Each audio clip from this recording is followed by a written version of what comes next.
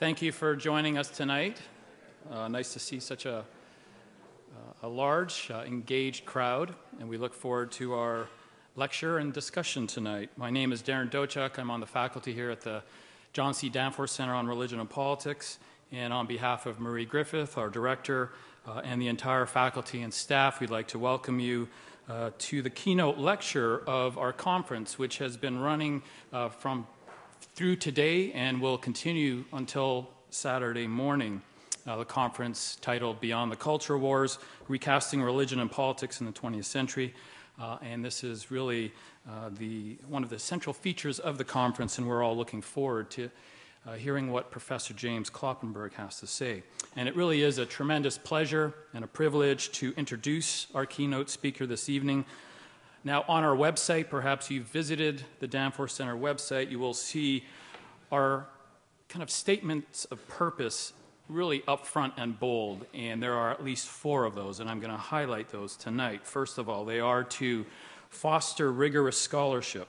Secondly, inform broad academic and public communities. Third, interrogate the intersection of religion and U.S. politics. Fourth, perform all of these tasks in a civil tone, in a manner that is, quote, fit for polite company. And we're all polite company. We're going to do well tonight. Professor James Kloppenberg's career has been defined by the pursuit of these very same ideals, which is why he is just the right person to deliver our conference's keynote address, and is why we reached out to him at the earliest stages of planning. One look at his CV will tell you that he has achieved the first of these aims, fostering rigorous scholarship, many times over and in brilliant fashion.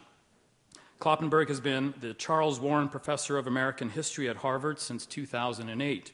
He assumed a professorship at Harvard in 1999 after a 20-year tenure in the Department of History at Brandeis University. He earned his PhD from Stanford in 1980. Over the course of his 35-year career, he's published extensively on European and American thought, culture, and politics.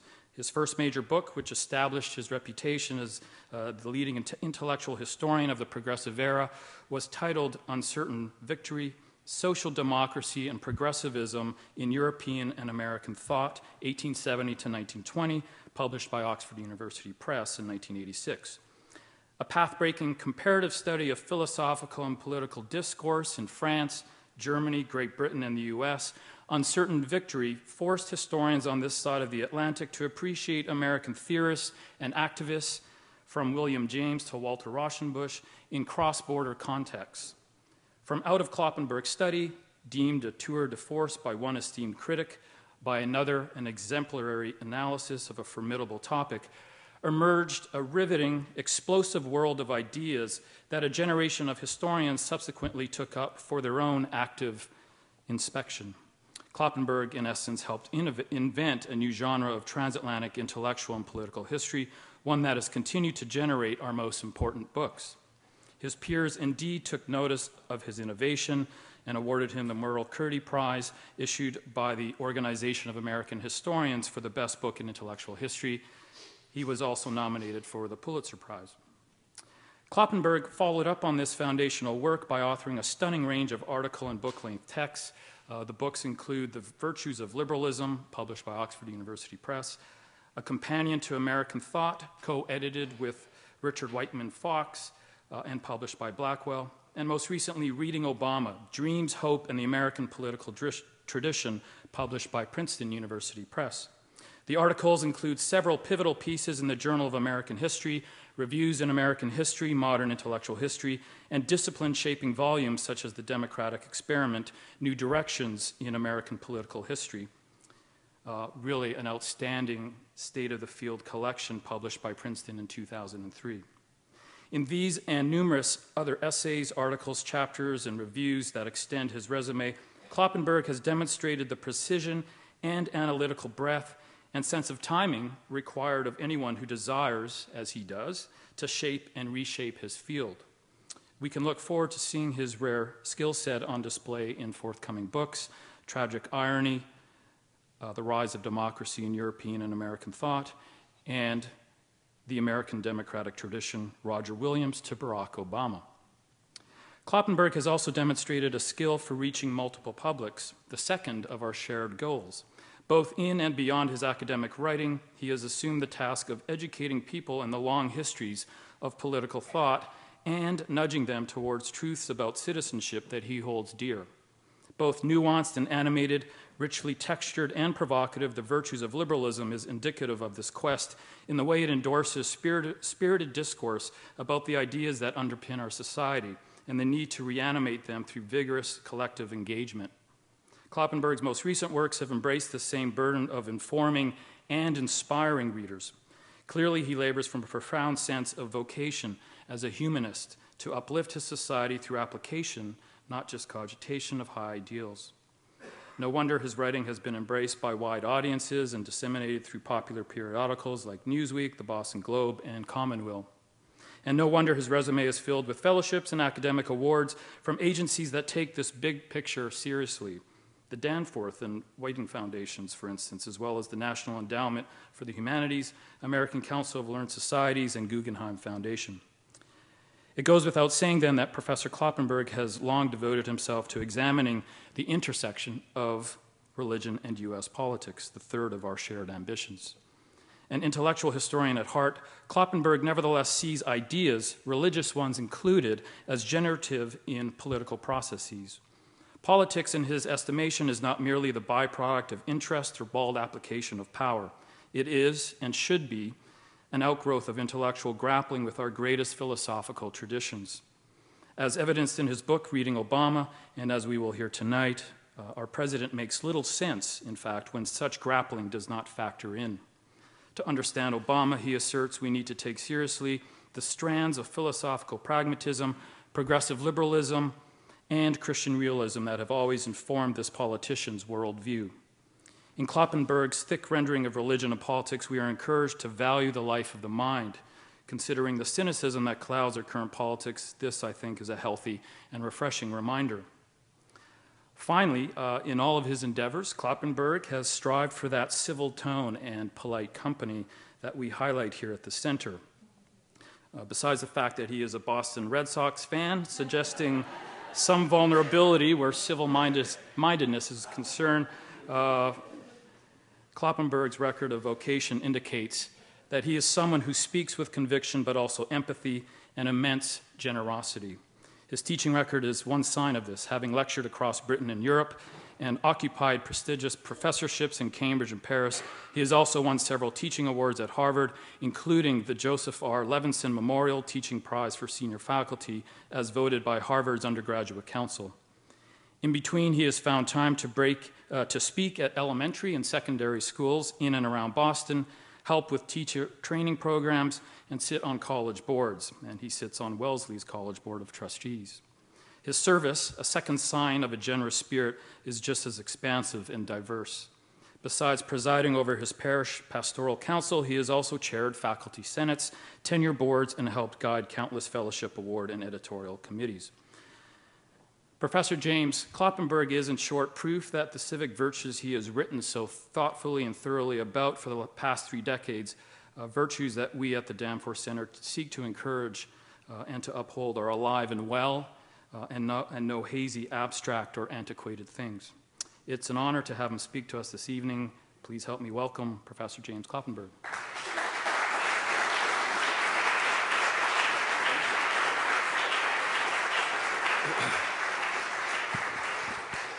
Thank you very much, Darren. That's going to be hard to live up to. Some of you will know that line of Lyndon Johnson's, "I wish my parents could have heard that. My father would have enjoyed it. My mother would have believed it." It does make me think of that line. It was the Danforth Foundation that really launched me on this path. A fellowship when I was in graduate school from the Danforth Foundation put me in touch with a large number of people who shared a commitment to a kind of scholarship that was grounded in values. And that made a difference to me, and I'm very happy that the Danforth family continues to support an organization as worthy as this center. The conference we've been part of so far today has been extremely rich so far. Those of you who are not here all day would not realize that this is the 15th paper that the conference goers have listened to during the course of the day. Now, I entered graduate school in 1974, and I have never had a day in which there were 15 papers. If I had known when I was asked to give this talk that I would be the 15th speaker, one, I might have said no, but secondly, I would certainly have incorporated more lighthearted comments than I'm afraid I have in the paper. I will not threaten to dance, as Lila did a little earlier, and you can all be grateful for that. But I am going to stick to my prepared comments, because otherwise, if I start to extemporize, I might well go on all evening. An article on the front page of the New York Times last Sunday must have surprised many readers. The headline announced the Catholic roots of Obama's activism. The Catholic roots of Obama's activism.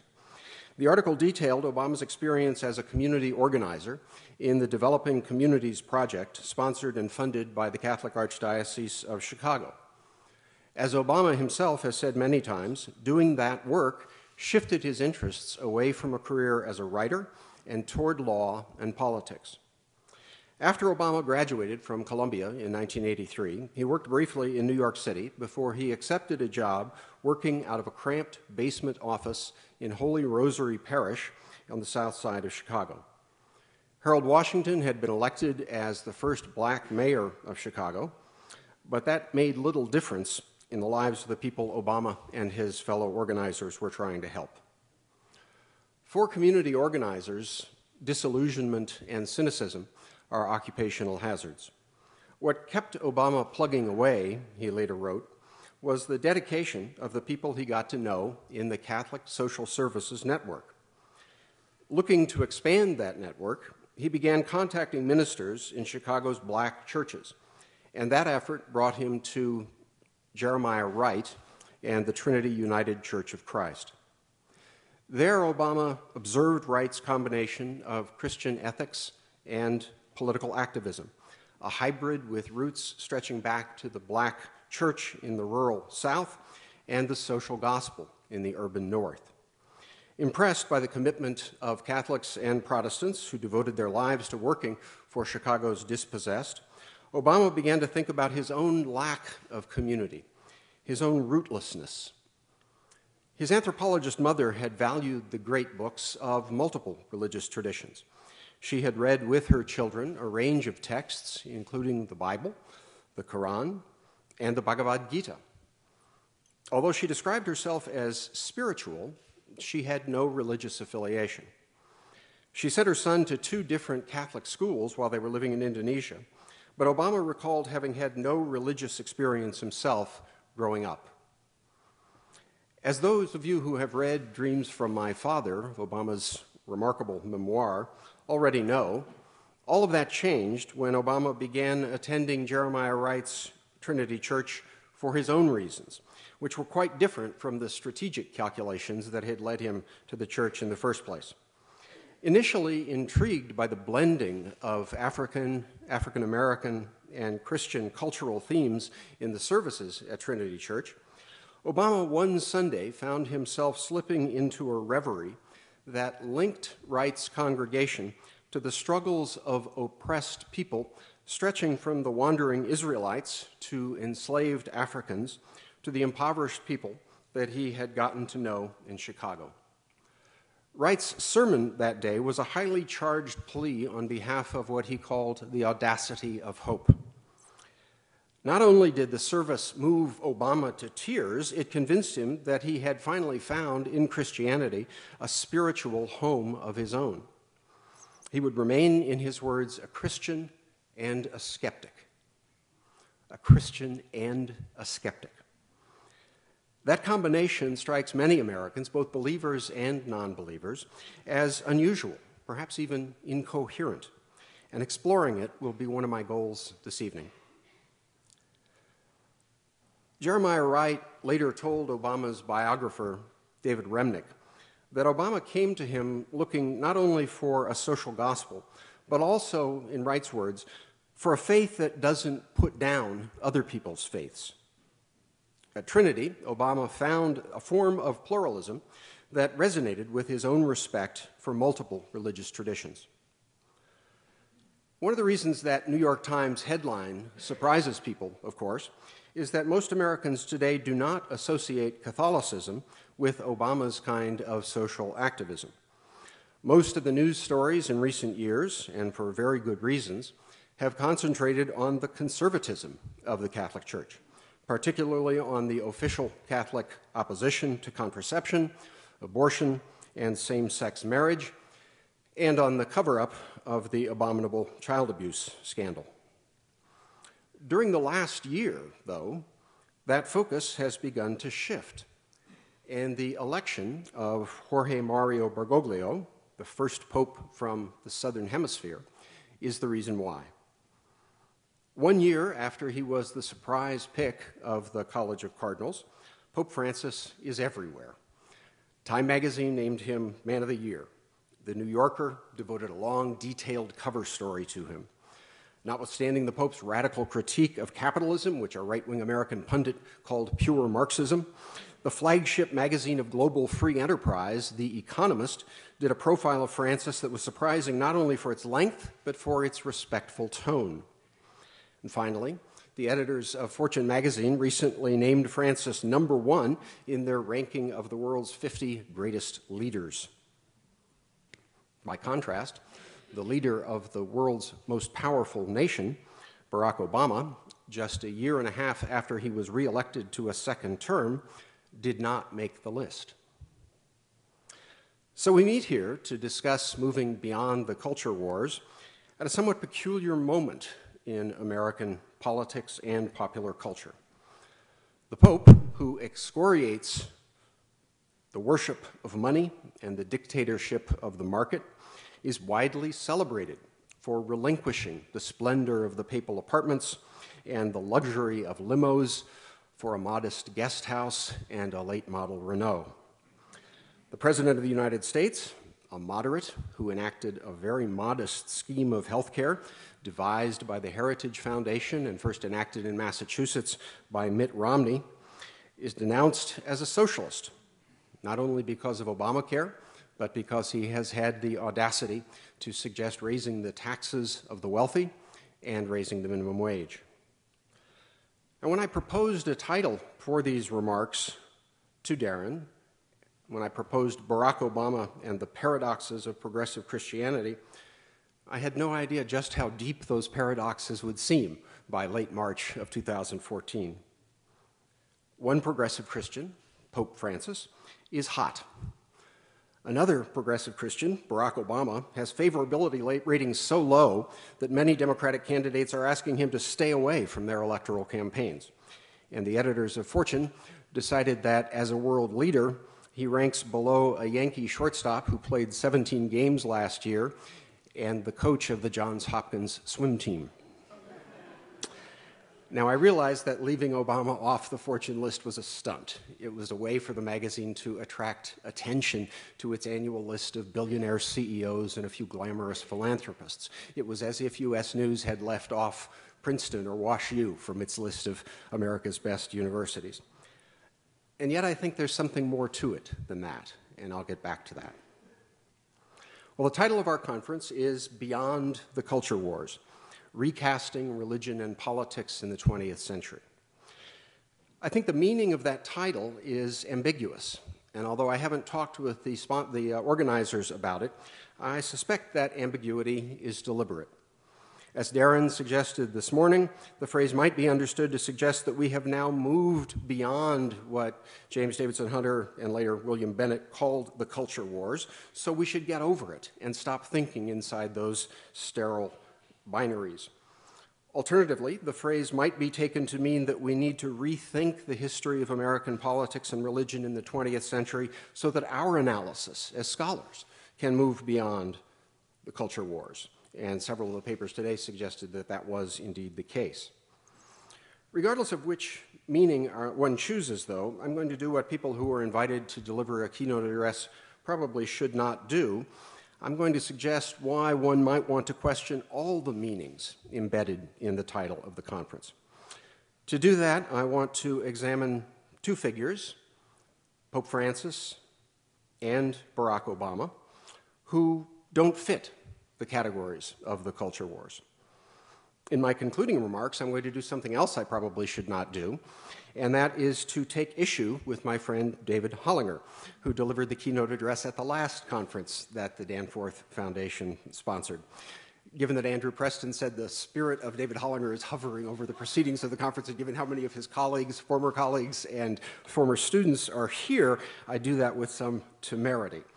But even so, even though I will do it in a tone of civil discourse, I assure you, I think there are important questions to be raised about one of the arguments that David Hollinger is making in his recent work.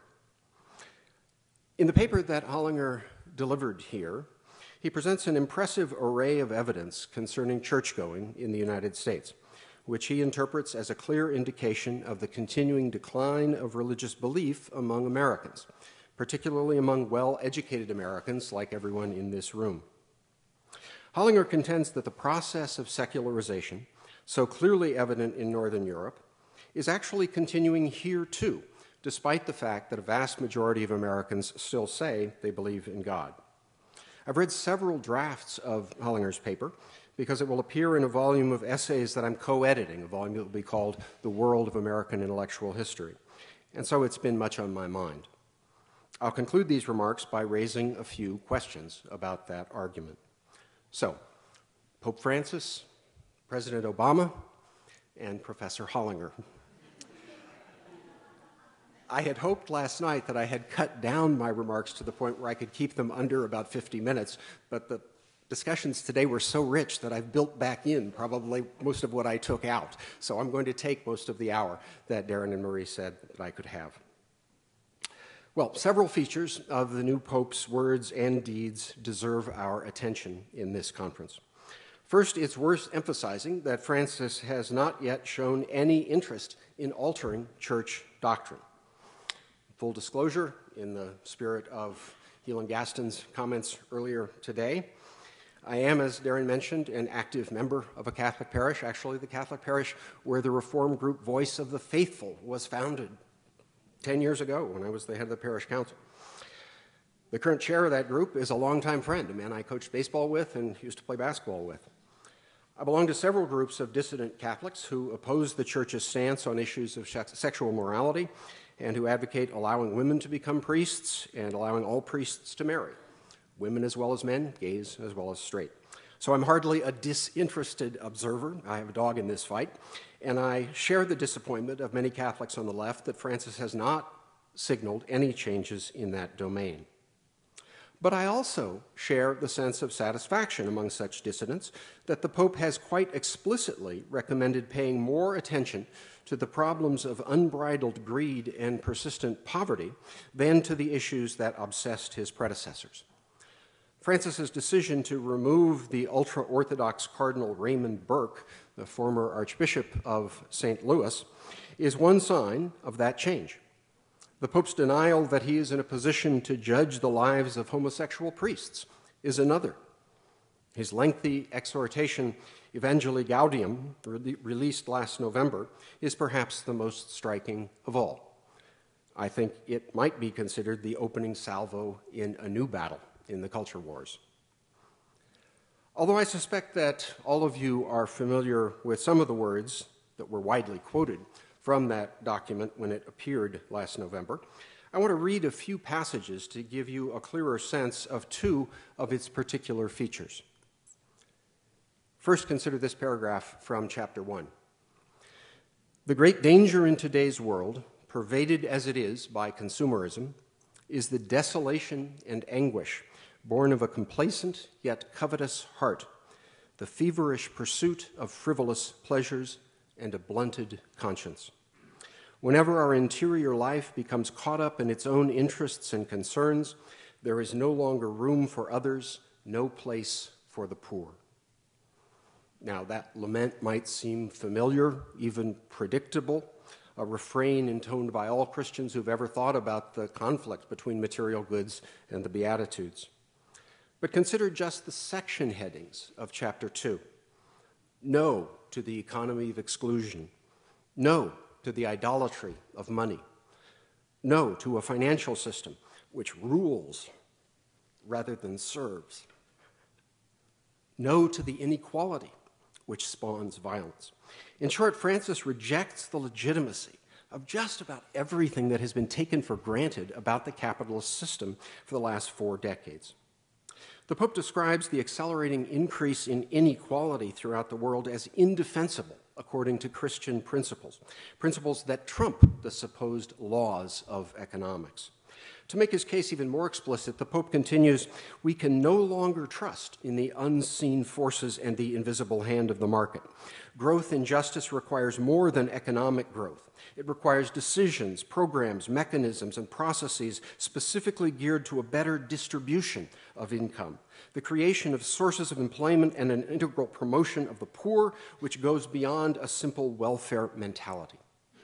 The economy can no longer turn to remedies that are a new poison, such as attempting to increase profits by reducing the workforce and thereby adding to the ranks of the excluded. So sending jobs overseas, downsizing the workforce, a new poison in our culture. The Pope's critique of economic injustice, which includes an explicit condemnation of the theory of trickle-down economics, is pretty blunt. But it's just one theme in the exhortation, even though it's the one that's received most of the attention in the American press. Francis also addresses a second issue. He endorses a brand of ecumenical outreach that extends beyond the most influential documents of Vatican II.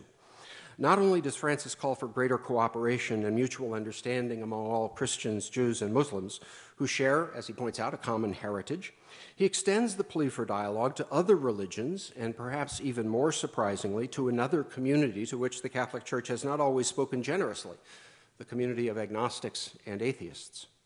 He stresses in his words the importance of respect for religious freedom, viewed as a fundamental human right. This includes the freedom to choose the religion which one judges to be true and to manifest one's beliefs in public.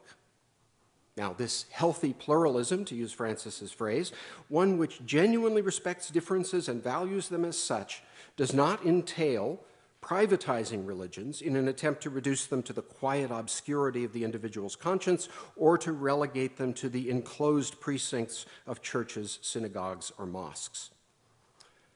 In other words, there's no reason for Catholics or members of other religious traditions to keep silent on matters of public concern.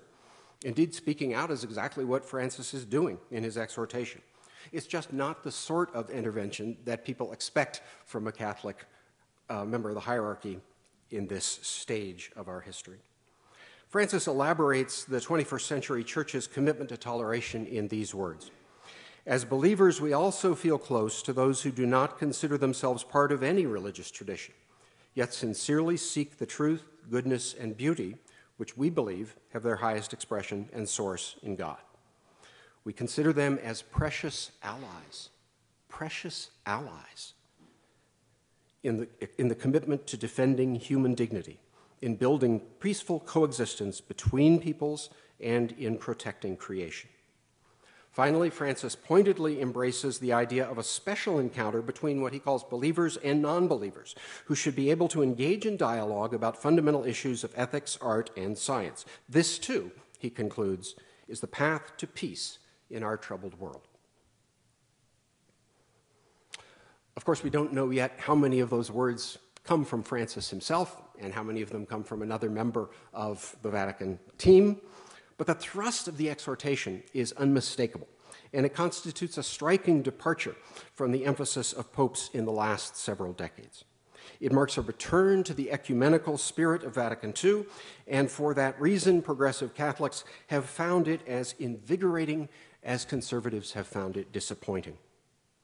I want to emphasize something that I think the fanfare surrounding Francis might have masked. Evangelii Gaudium is a return. It is not an altogether new departure for the Catholic Church. Its critique of unregulated capitalism echoes many of the themes first articulated by Pope Leo XIII in 1891 in his encyclical Rerum Novarum. On the second theme, the Catholic Church proclaimed its acceptance of religious pluralism in the mid-1960s in the Declaration of the Relation of the Church to Non-Christian Religions and in the Declaration on Religious Freedom. These three documents have inspired generations of Catholic progressives, like Chicago's Archbishop Bernard Scheel, who helped Saul Alinsky start the Industrial Areas Foundation, and later Chicago's Joseph Bernardin, who established the Developing Cities Project that employed Obama and other community organizers. For that reason, these documents constitute a crucial, if recently underappreciated, dimension of the tradition of progressive Christianity. I think we'll need to keep that dimension in focus if we want to understand, even if I don't think we can entirely move beyond the culture wars. The divisions within the Catholic Church are wide, and they are very old, much older, and I'd say much wider than the divisions that were very nicely illuminated in Molly Worthen's fine book, Apostles of Reason, on the conflicts within the tradition of evangelical Protestantism. First, the economy. Ever since Leo XIII released Rerum Novarum, conservatives within and outside the Catholic Church have contended that he could not have meant what he said. Leo offered a critique of laissez-faire that was as stinging as that in Francis's recent exhortation. He endorsed both the value of labor unions and the necessity of state intervention because of, in his words, the misery and wretchedness pressing so unjustly on the majority of the working class. In place of the dogmas of classical liberalism, Rerum Novarum called for government intervention to secure a living wage that would ensure the dignity of every person. Like many American progressives at the same time, Leo XIII was as critical of revolutionary socialism as he was of unbridled capitalism. Not only Marxism, but all forms of socialism that ruled out private property ran afoul of the principles laid down by Thomas Aquinas. It was one of Leo XIII's other principal objectives as Pope to resurrect the ideas of scholasticism and to establish them at the heart of the teaching of all Catholic seminaries. In Rerum Novarum, he sought to occupy a middle ground between laissez-faire and socialism, and for that reason, many American progressive reformers considered Catholics like Father John Ryan to be their allies. Now, Brendan Payne's paper on prohibition earlier today reminds us that there was a big difference between some of the cultural reforms advocated during these years and the thrust of the socioeconomic measures that were popular among many urban progressives. John Ryan's writings, particularly his book, A Living Wage, Its Ethical and Economic Aspects, published in 1906, provided a sturdy rationale for the arguments being made by workers struggling to establish labor unions and the progressive reformers who supported them in that effort. Catholics constituted a majority of churchgoers in most industrial cities in the United States, including Chicago and Detroit, two cities we talked about today. And Rerum Novarum inspired many of these Catholics to link their labor activism to their religious faith. Father Ryan, like most Catholics in Europe and the United States, grounded his political principles on the ideas of natural law and objective truth, ideas antithetical to those embraced by progressives who were influenced by William James and John Dewey. James and Dewey, in fact, routinely excoriated scholasticism as unphilosophical and unscientific dogma. But philosophical differences did not prevent many non-Catholics from allying with Catholics in the labor movement. As Ryan himself put it in a speech in New York, since we're all working for the common good, we should aim to emphasize those elements that are common in our social doctrine and minimize the differences that are not based on essential principles. Despite the fact that Catholic social and political theory rested on scholastic foundations, distinct from pragmatism and distinct from the new social sciences that undergirded much American social and economic reform, shared objectives facilitated at least a degree of cooperation in the ragged coalition of progressives who reshaped America in the early 20th century. That, I think, is where Kip Kosek's priest Luigi Lugiti's focus on ownership, especially home ownership, comes from. During the that's one of the papers, for those of you who weren't here, that's one of the papers we heard this morning on a priest interested in decentralization and the ownership of property that comes out of this scholastic tradition, inflected by people like Leo XIII and John Ryan. During the 1920s, that coalition fell apart as American culture split along fault lines having to do with the emergence of religious fundamentalism and other social and political reactions against rapid cultural change. During the 1930s, though, the alliance between urban Catholics and liberal Protestants reemerged, and it became an important pillar of Franklin Roosevelt's Democratic Party. Father Charles Coughlin was complaining about his fellow priest when he called John Ryan Right Reverend New Dealer, but the characterization was accurate enough.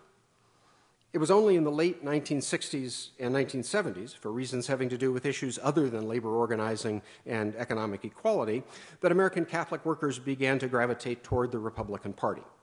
I suspect we'll talk about the many reasons for that shift as the conference proceeds tomorrow and Saturday. The animosity toward Catholics that was expressed openly by thinkers such as James and Dewey, and sometimes, although more often in private, even by Catholic progressives' political allies, such as Walter Rauschenbusch, Florence Kelley, and Jane Addams, that animosity is hard to fathom if one looks only at Rerum Novarum and only at John Ryan's arguments for a living wage. But those arguments, like the arguments of Francis in Evangelii Gaudium, did not emerge in a vacuum. Instead, they reflected the tensions lingering from an earlier stage in the culture wars. Ultramontane Catholicism throughout the 19th century had done much to earn the suspicion of liberals. The French Revolution, particularly in the civil constitution of the clergy, had forced priests and their congregations to choose between their religious faith and their commitment to the Republic. And that militant secularism had flavored movements toward greater democracy throughout Europe. In response to decades-long attempts at deconfessionalization by secular reformers, the Catholic Church set itself in implacable opposition to liberté, égalité, and fraternité, as well as to science and democracy and just about anything else that looked like the modern world. Thus, in 1864, Pius IX announced the Syllabus of Errors, which condemned everything modern as contrary to Catholic doctrine. He convened the First Vatican Council, which promulgated the notorious doctrine of papal infallibility. When the nation of Italy emerged from the Franco-Prussian War and declared its sovereignty over the entire peninsula, the Pope excommunicated all the leaders of the new nation and declared himself a prisoner in the Vatican. Most disastrously of all, at least from the perspective of American Catholics, Pius IX condemned the idea of religious pluralism. Not only were other religions false, but Catholics were enjoined to work for the unification of church and state under the authority of the Catholic Church. As John McGreevy has shown in Catholicism and American Freedom, there was a lot in 19th century Roman Catholicism for non-Catholic Americans not to like, and there was much for even Catholic Americans to regret. That's why Vatican II was so crucial for the development of progressive Christianity, and the Catholic turn toward religious pluralism was deeply influenced by the Americans who helped shape the outcome of that council. John Courtney Murray is surely the best known of these American Catholics, and he did play an important role.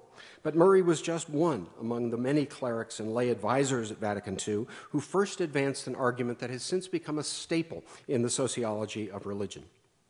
Whereas European nations emerged from the chaos of the 16th century wars of religion as confessional states, in which a single faith was declared the official state religion, England's North American colonies were havens for a motley collection of dissidents from the beginning. For that reason, the idea of a single official established religion was implausible by the time of the ratification of the United States Constitution. David Sehat has made a convincing case in The Myth of American Religious Freedom for the de facto establishment of Protestant Christianity as the more or less official religion of the new nation, but that more or less was immensely significant, especially if you look at the United States in relation to the nations across the Atlantic. Whereas European dissidents had to struggle for centuries to topple state religions and establish the freedom of conscience as an important principle, a tradition of dissent in England's North American colonies began about 5 minutes after orthodoxy was established. Rereading Vatican II's Declaration of Religious Freedom recently, I found myself wondering if the drafters were aware how closely they hewed to the arguments that Roger Williams and Anne Hutchinson and Thomas Hooker made against John Winthrop. We should note, of course, that the presence of all those Puritans in the New World was itself a consequence of the bloody wars of religion that shaped the history of Europe and the Western Hemisphere. As many of you know, Brad Gregory's recent book, The Unintended Reformation, makes the case that all the conflicts in Western civilization, all the culture wars, right down to our very own day, descend directly from that conflict. Much as I admire Gregory's erudition and much as I've learned about the Reformation from both of his books, I think he exaggerates the degree of unanimity that existed prior to the protests of Luther and Calvin and the rest of the reformers. Because the Reformation authorized challenges to the idea that the Catholic Church had sole possession of a unitary, unchanging, absolute truth, Gregory contends that we have suffered ever since from a debilitating pluralism and relativism. Individuals' desires, whatever they are, have become sovereign. Because in our celebration of diversity, we've lost touch with the idea that, in Gregory's words, there is truth in the domains of human morality, values, and meaning. I think there's a problem with that argument. As scholars such as Hans Kung have shown, Christians began arguing about the meaning of their faith and about the proper practice of the virtue of caritas, central to the earliest Christian communities, not in the early 16th century, but in the 2nd or 3rd century. It was then that early Christian writers such as Justin and Origen tried to bolster the new faith against pagan critics by downplaying the first Christians' emphasis on simple communities of believers living together in a spirit of Christian love. Instead, they constructed a theology that displaced caritas and elevated the doctrine of a divine logos that drove history, thereby setting off the first culture wars, the first ones to erupt within the Christian tradition. Confidence in unchanging truth and absolute authority entered a new phase in the 4th century when the Bishop of Rome, a man named Siricius, declared himself Pope, another new development that had no precedent. It entered another new phase when his successors proposed the previously unknown idea that there could be no appeal beyond the authority of the Pope. And then another new phase when Augustine tried to silence the Donatist and Pelagian heresies by emphasizing the institutional authority of the Church and advancing the fateful ideas of original sin, predestination, and the Trinity. Okay, you see my point. From the origins of Christianity, critics and reformers have challenged existing doctrines and practices, and they have disputed the authority of church leaders by characterizing them as contrary to the authentic message of Jesus. As crucial as the Reformation was, and as crucial as the culture wars of the 1920s and the 1960s and 70s and the 1990s have been in the United States, all of those battles rest on top of layers of conflict, buried strata from earlier struggles that go back as far as the origins of Christianity. I'm currently completing work, as Darren mentioned, on a study of democracy in Europe and America that begins in the ancient world and pivots on the long-term consequences of the 16th century wars of religion. Perhaps for that reason, I think the recurrent battles over theology, metaphysics, ethics, and political theory that have raged from the Reformation to our own day constitute, for many people at least, a continuing struggle to understand and to live up to the ideals of what we now call the Judeo-Christian tradition.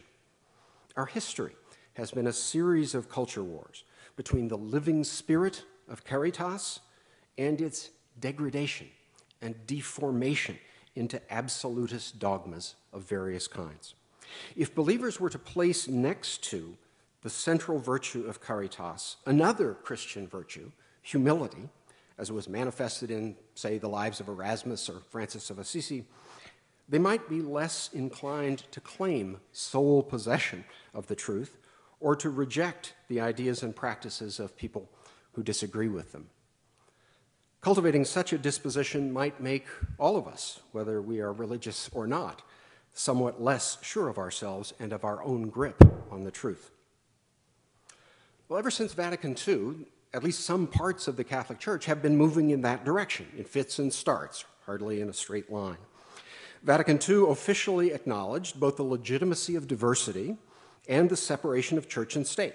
And since the mid-1960s, the Catholic Church has become accustomed to proclaiming such ideas, just as Francis has done recently, as the authentic principles of Christian teaching. In sum, when one combines the economic criticism of Leo XIII and John Ryan with the ideas of ecumenism from Vatican II and from Francis's recent exhortation and from the contributions of Americans like John Courtney Murray, it's possible to see how the activism of Barack Obama, Christian and skeptic, can be traced back to his experience with Catholic social action. Well, if that is true, why then has Obama been subjected to so much criticism, both from conservative Catholics and from evangelical Christians? The answer to that question brings me back to my misgivings about the title of our conference. The answer, as you know, has to do with the deep and obvious rifts in contemporary American culture, and that is true within each of the communities of blacks and whites, Jews and Muslims, Catholics and Protestants. Just as American Protestantism has been divided from the beginning, with disgruntled Congregationalists giving up on Harvard and founding Yale, and 19th century Methodists fracturing over the question of slavery, so 20th century evangelical Protestantism has never been monolithic, and neither has American Catholicism. Colleen McDaniel's book, The Spirit of Vatican II, shows vividly how one Catholic family, progressive on some issues, traditional on others, handled its satisfaction with Catholic teachings before, during, and after the Second Vatican Council. McDaniel's mother, who is the protagonist of her fine book, chafed under the discipline of 1950s Catholicism and welcomed the reforms of Vatican II. But she was among the millions of American Catholics who believed the changes did not go nearly far enough. When Pope Paul VI rejected the findings of the commission he authorized to study contraception and abortion, McDaniel's mother was among the countless Catholics who expressed their outrage. Since then, American Catholics have followed their own consciences rather than official church teaching, and the percentage of Catholic women who have used contraception and who have had abortions since Roe versus Wade has varied little from those of non-Catholics. McDaniel's mother was equally upset when the hierarchy ignored another study, this one in 1971, that found another papally inspired study, one that was asked by the Pope to be done, that found no historical or theological grounds for the doctrine of celibacy, which has been in place for only one of the 2 millennia of the Church's history. In recent decades, of course, the frustrations of progressive Catholics have grown.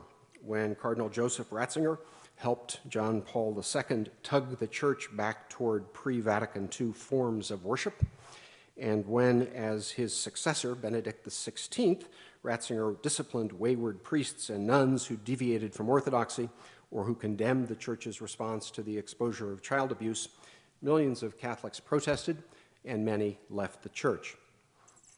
Many of those disgruntled Catholics and former Catholics now nod in assent to the papacy of Francis. Some of them at least relish the prospect that those who once hunted down dissidents, enforcers of orthodoxy, like Cardinal Raymond Burke and Boston's former Cardinal Bernard Law, might now become the hunted, or at least might lose their privileged and influential positions. Like members of evangelical Protestant communities, American Catholics have long been an unruly bunch. It's certainly true that Rome's authority powerfully influenced American Catholics, with consequences that soured relations between Catholics and non-Catholics. Yet tensions have existed within the Catholic Church as well. Especially since Vatican II, progressives have proclaimed with as much passion, with as much conviction, and I would say with as much accuracy as conservatives, that they embody the genuine principles of a Catholic tradition. Especially if that tradition is understood, as it was in the documents of Vatican II, as a pilgrim church, a church always searching for answers rather than already knowing the final truth.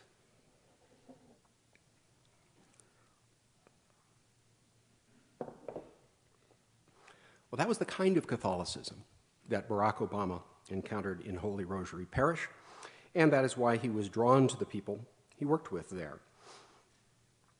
Maybe that's why he was in Rome today, meeting with Francis. And I wish I could break up my talk now, as one of our earlier sessions did, by showing a video. I'd love to show you the private conversation that Obama had today with Francis in the papal apartments, but alas, we're going to have to wait. We don't have access to that. We do, though, have access to his book, The Audacity of Hope. And there, Obama traced the long history of Americans whose commitment to social reform was inspired directly by their religious faith. From John Witherspoon and John Leland in the 18th century, Frederick Douglass and Abraham Lincoln in the 19th, through Walter Rauschenbusch and John Ryan and Dorothy Day, from Martin Luther King and T.D. Jakes to Rick Warren and Jim Wallace. Obama provides a litany of those who combined a Christian faith with progressive politics. He understands that the current association of religious faith with political and cultural conservatism is a recent phenomenon. In my book, Reading Obama, I tried to trace his discussion of religion and politics in his writings and in the speeches that he gave in the first 2 years of his presidency. And I'm not going to repeat the details of those arguments here. Instead, I will conclude by addressing the apparent paradox of Obama's own Christian faith and his willingness to admit that he remains uncertain about the answers to so many questions. Obama unhesitatingly accepts what he calls Christianity's value of love and charity, humility and grace, that he believes. Yet he also embraces the cultural pluralism of anthropologists, the anti-foundationalism of historians of science, and the fallibilism of pragmatist philosophers. Obama professes a particular tradition of Christianity. It derives from the early Christians' commitment to caritas over logos and the tradition of Christian skepticism that stretches from Erasmus to 19th and 20th century Christian theologians who rejected dogma and conceived of faith as a struggle with doubt. Let me end with the deepest paradox of progressive Christianity, of the sort that Obama professes. His religious faith has led him to host the first Easter breakfast and the first Passover Seder in the White House, which is captured in the photo at the top of the poster that was created for this conference. Yet many conservatives who call themselves Christian, and at least one of the most astute scholars of American religion, my friend David Hollinger, question whether Obama's version of Christianity should count as religion at all. For them, my reaction exactly. For them, it seems instead just a veiled form of secularism. In the paper he delivered here at the Danforth Center, around the time that Pope Francis released Evangelii Gaudium, Hollinger argues that proponents of liberal Catholicism, such as Charles Taylor and James Carroll, and of liberal Protestantism, such as Harvey Cox, contribute to the further secularization of American culture, whether they know it or not. They serve, in Hollinger's words, as stepping stones toward a post-Christian world, inasmuch as they follow the path of William James in treating religious faith in terms of the meaning it provides for their lives, rather than in terms of their obedience to a supernatural being. They belong not to the category of the religious, but to the category of the secular. If that is true, then one would expect that the upbringing of Barack Obama would be a textbook example of how secularization works. His mother made sure that he understood the core of Christianity and that he was familiar with the basics of Judaism, Islam, Buddhism, Shintoism, and, as he put it in The Audacity of Hope, the gods of Greek and Norse and African mythology. Even though Obama's mother carefully explained to him the socio-cultural function of religious belief, he did not grow up to become Emil Durkheim or William Brandt, the editor of The Iconoclast that Charles Postel told us about this morning. Instead, dissatisfied with his own rootlessness, he became immersed in the community of the Holy Trinity United Church of Christ. That experience, as he puts it in The Audacity of Hope, helped me shed some of my skepticism and embrace the Christian faith. But he also realized, in his words, that faith doesn't mean that you don't have doubts or that you relinquish your hold on this world. He decided to be baptized by Jeremiah Wright, and he and Michelle decided to be married in Wright's church because he found in the Christian message the source of a sustaining purpose, which he thought had been missing in his life. It came about, he wrote, as a choice and not an epiphany. The questions I had did not magically disappear, but kneeling beneath that cross on the south side of Chicago, I felt God's Spirit beckoning me. I submitted myself to his will and dedicated myself to discovering his truth. The point I want to make in conclusion is simply that Obama's choice seems to me not merely an empty gesture, but a real decision to opt for a particular orientation toward the meaning of his life. Elsewhere in The Audacity of Hope, he explains the modest resurgence of religious observance in America with these words. Americans, he wrote, are deciding that their work, their possessions, their diversions, their sheer busyness are not enough. They want a sense of purpose, a narrative arc to their lives, something that will relieve a chronic loneliness or lift them above the exhausting, relentless toll of daily life. Rather than just traveling along what he calls a long highway toward nothingness, at least some of them are choosing to travel instead, as Obama himself did, toward religion, but toward a form of religion consistent with their doubts, their awareness of complexity, their passion for understanding and engaging the world rather than escaping from it. In that commitment, too, there are parallels between Obama's faith and that of Pope Francis. So, can we move beyond the culture wars in our understanding of the relation between politics and religion in 20th century American history? Of course, we first have to complicate any one-dimensional understandings of what counts as conservative or liberal religion. As I've tried to show by looking at the example of the Catholic Church, there are cross-cutting pressures at work at any moment, as well as across time. Whether we're looking at Justin or Augustine, at Luther or Calvin, at Winthrop or Hutchinson, at Jane Addams or John Ryan, Whittaker Chambers or William F. Buckley, Cesar Chavez or Daniel Berrigan, Jeremiah Wright or Barack Obama, Pope Benedict or Pope Francis. The conflicts between contemporaneous believers, within as well as across traditions, suggest the persistence of culture wars, which are a perennial feature of our history that I think is not going to end anytime soon. And yet, I find myself not consoled by that knowledge. Instead, I'm deeply disturbed by the particular conflicts of our own moment and by the increasing polarization of American public life.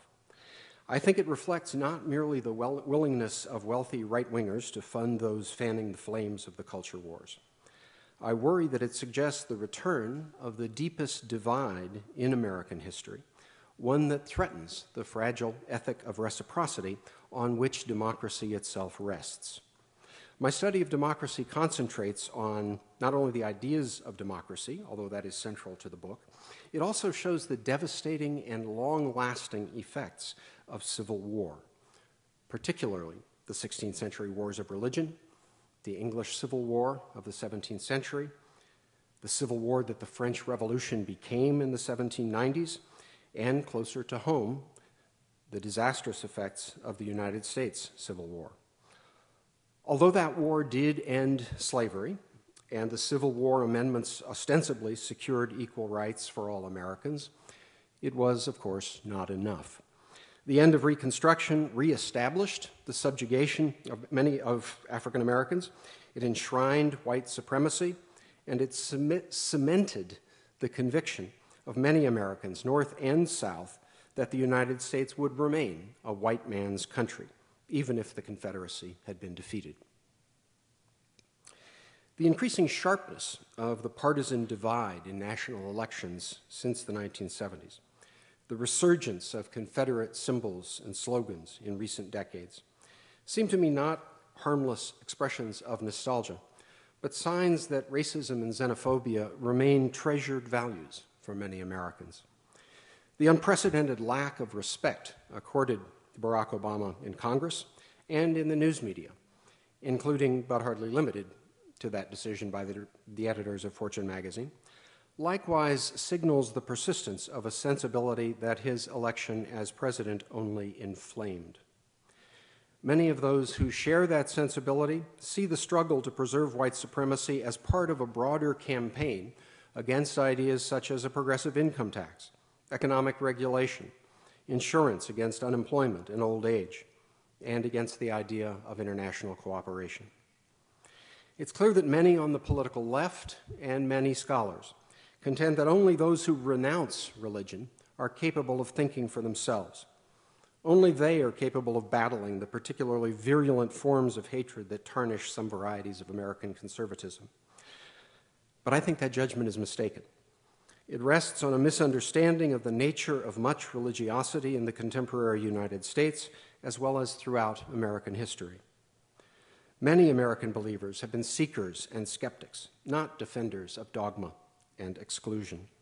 Suspicion of progressive believers complicates the task of forging alliances between religious and secular Americans who share the same progressive aspirations. Such alliances were possible among 18th century champions of independence, 19th century abolitionists, and 20th century progressives, New Dealers, and members of the civil rights and anti-war movements. I think they should remain possible today. Well, I've learned a lot from the discussions today, and I hope the rest of our sessions this weekend will give us all a clearer understanding of the many ways in which politics and religion have intersected in modern America. I believe that they will. I thank you for your attention, and I look forward to your comments and questions.